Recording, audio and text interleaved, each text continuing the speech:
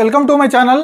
ఈరోజు వీడియోలో మనం పర్సనల్ లోన్ అప్లై చేసేటప్పుడు రేట్ ఆఫ్ ఇంట్రెస్ట్ బెస్ట్ ఏ బ్యాంక్లో వస్తుంది అనేది తెలుసుకుందాము. అది మీరు తెలుసుకోవాలి లోన్ అప్లై చేసేటప్పుడు.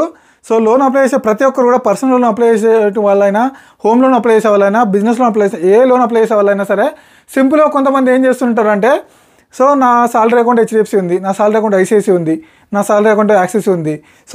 నా సాలరీ అకౌంట్ ఏ బ్యాంకులో ఉంటే ఆ బ్యాంకులో అప్లై చేసుకుంటా, తొందరగా లోన్ ఇస్తారు. వేరే బ్యాంక్ వెళ్ళొద్దు, వేరే బ్యాంక్ వెళ్తే అక్కడ మళ్ళీ అకౌంట్ ఓపెన్ చేయమంటారు కావచ్చు అని చెప్పేసి ఆలోచించుకుంటారు అనమాట. ఇది అలా కాదు. మీరు లోన్ తీసుకోవాలంటే కనుక ఏ బ్యాంకులో కూడా మీకు అకౌంట్ ఓపెన్ చేయండి అని చెప్పేసి అనరు. అకౌంట్ లేకుండానే డైరెక్ట్గా మీరు లోన్ తీసుకోవచ్చు. మీ సాలరీ అకౌంట్లో క్రెడిట్ అవుతుంది. మీ అకౌంట్ ఏ అకౌంట్ ఉంటే ఆ అకౌంట్లో క్రెడిట్ అవుతుంది, ఆ అకౌంట్ నుంచే డెబిట్ అవుతుంది. కాకపోతే ఏంటంటే మీరు సెలెక్ట్ చేసుకోవాలి. మీరు లోన్ తీసుకునేటప్పుడు మీరు 5 lakhs లోన్ తీసుకున్నా సరే, 10 lakhs లోన్ తీసుకున్నా సరే, ఎంత లోన్ తీసుకున్నా సరే మీరు ఎక్కువ లోన్ అమౌంట్ తీసుకునేటప్పుడు అయితే చాలా జాగ్రత్తగా ఉండాలి. అంటే బెస్ట్ బ్యాంక్ని సెలెక్ట్ చేసుకోవాలి. ఎందుకంటే రేట్ ఆఫ్ ఇంట్రెస్ట్ చాలా డిఫరెన్స్ వస్తుంటుంది కదా.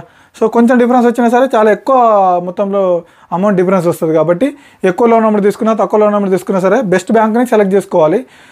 ప్రజెంట్ మీకు చాలా best bank HDFC, ICICI, Axis, IndusInd bank, Yes bank, everything ఇవన్నీ బెస్ట్ బ్యాంకులు అని చెప్పుకోవచ్చు. అంటే ఇవన్నీ కూడా రేట్ ఆఫ్ ఇంట్రెస్ట్ కొంచెం తక్కువనే ఇస్తుంటాయి.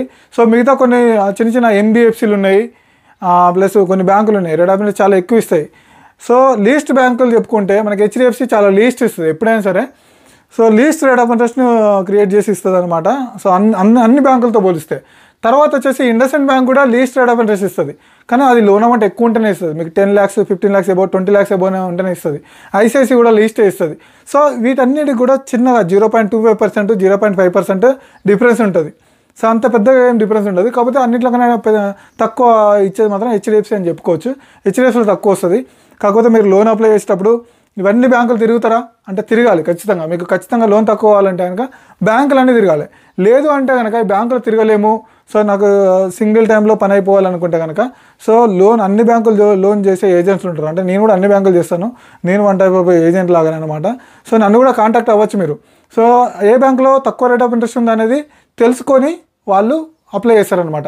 ఎవరైనా సరే ఏజెంట్లు ఎవరైనా సరే rate of interest A bank మీకు ఒక 20 lakhs కావాలన్నారు, బెస్ట్ దేనిలో వస్తుందంటే దానిలో మీకు చెప్తారు. మీరు కావాలంటే మీరు తర్వాత కూడా కనుక్కొని సెర్చ్ చేసుకొని దేనిలో వస్తుందనేది తెలుసుకొని దాని ద్వారా ప్రాసెసింగ్ ఫీజు దేనిలో తక్కువ లీస్ట్ వస్తుంది, రేట్ ఆఫ్ ఇంట్రెస్ట్ దేనిలో లీస్ట్ వస్తుంది, మనం తీసుకోవడం వల్ల మనకు బెనిఫిట్ ఉందా లేదా, క్లోజింగ్ ఛార్జెస్ 0 ఉన్నాయా లేవా అనేది మనం తెలుసుకోవాలి. మనం క్వశ్చన్స్ అడగకుండా డైరెక్ట్గా అప్లై చేసినాం అనుకోండి, కొన్నిసార్లు మనం క్లోజ్ చేసేటప్పుడు ఛార్జెస్ పడవచ్చు.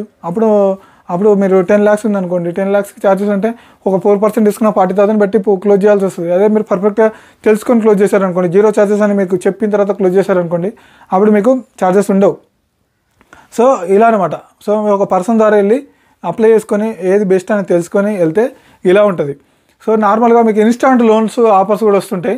ఇన్స్టాంట్ లోన్ అసలు తీసుకోవద్దు. ఎందుకంటే ఇన్స్టాంట్ లోన్ మీరు ఇన్స్టాంట్గా మీకు ఎమర్జెన్సీ పర్పస్ ఉంటే తీసుకోండి, తప్పలేదు. కాకపోతే ఏంటంటే మేము ఎమర్జెన్సీ పర్పస్ లేకుండా 1 day 2 days ఆగుదామంటే కనుక మీరు ఫిజికల్గా డాక్యుమెంటేషన్ ఇచ్చే తీసుకోండి. ఎందుకంటే డాక్యుమెంటేషన్ ద్వారా ఇస్తే మీకు రేట్ ఆఫ్ ఇంట్రెస్ట్ లీస్ట్ వస్తుంది, ప్లస్ ప్రాసెసింగ్ ఫీజ్ అయినా సరే లీస్ట్ ఉంటుంది, ఎవ్రీథింగ్ లీస్ట్ ఉంటాయి. అది ఇన్స్టాంట్లో అంటే మీకు 1-2% ఎక్కువ ఉంటుంది. ఇన్స్టాంట్గా కాలింగ్ చేస్తారు, మీకు లోన్ ప్రీ అప్రూవ్ ఆఫర్ తీసుకుంటారంటే 1-2% ఎక్కువ తీసుకోవాల్సిందే మీరు. కానీ డాక్యుమెంటేషన్ ఏం అవసరం లేకుండా డైరెక్ట్ వచ్చేస్తుంది, వితిన్ 5 minutes 10 minutesలో వచ్చేస్తుంది. కానీ దాని ద్వారా మీరు నష్టపోతారు.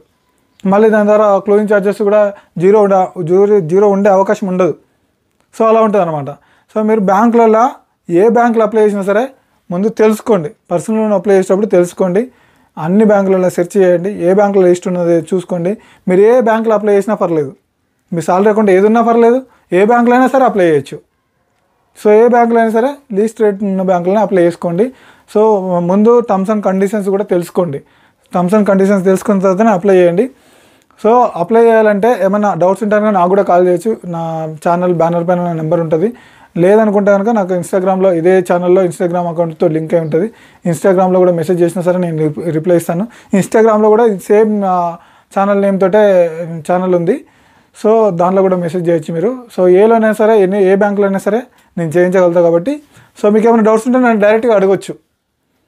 ఇది మీరు లోన్ అప్లై చేసే ముందు తెలుసుకోవాల్సిన విషయం అన్నమాట. ఈ వీడియో నచ్చితే లైక్ చేయండి, సబ్స్క్రైబ్ చేయండి. Thank you.